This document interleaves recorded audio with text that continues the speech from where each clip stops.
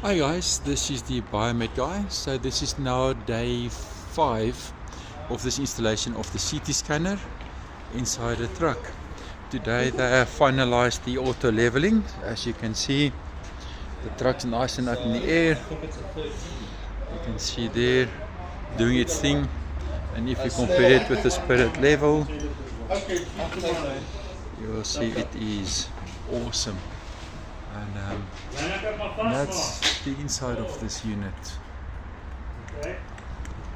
So the project's going well. Tomorrow the IT dudes are going to come and start doing the IT section. A quick rundown. The truck will be parked outside the hospital.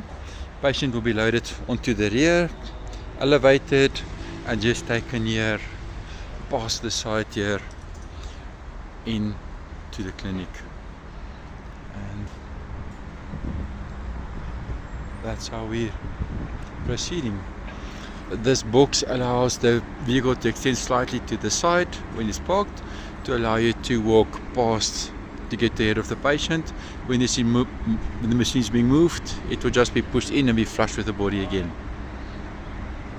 And there you can see it. Thanks, and have a great day.